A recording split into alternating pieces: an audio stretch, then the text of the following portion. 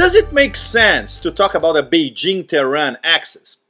Apparently no, if we know that Iran's application to become a full member of the Shanghai Cooperation Organization, the SCO, was turned down at the 2008 summit in Tajikistan.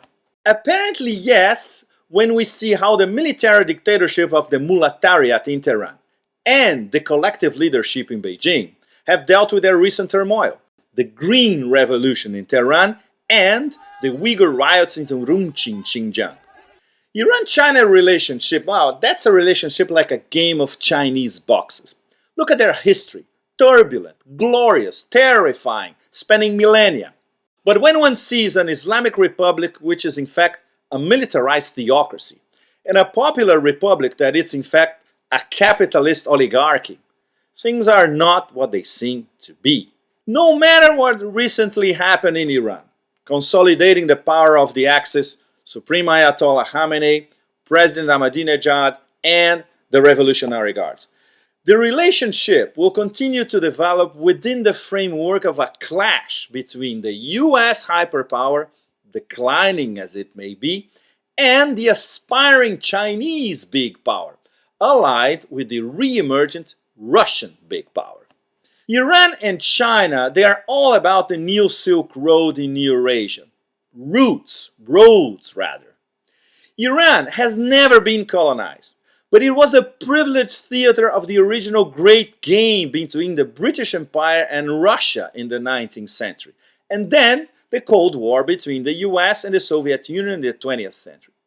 The Islamic Revolution may at first imply Khomeini's official policy of neither East nor West. In fact, Iran dreams of bridging East and West. And that brings us to Iran's key inescapable geopolitical role at the epicenter of Eurasia.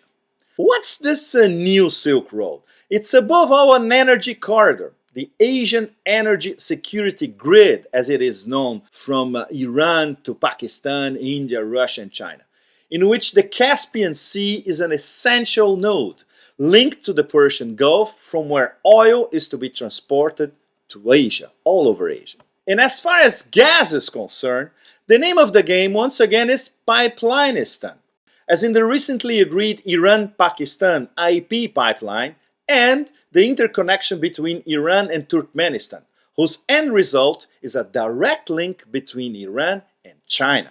And then there's the hyper-ambitious so-called North-South Corridor.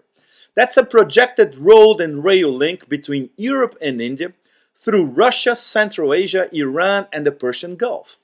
And the ultimate New Silk Road dream, an actual land route between China and the Persian Gulf via Central Asia, Afghanistan, Tajikistan, Uzbekistan.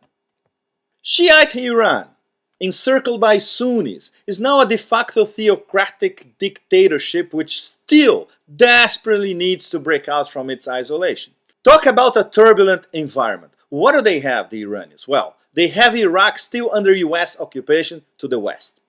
They have the ultra-unstable Caucasus in the northwest. They have the fragile Central Asian stands in the northeast. And they have the basket cases Afghanistan and Pakistan, the Pentagon's AFPAC, to the east.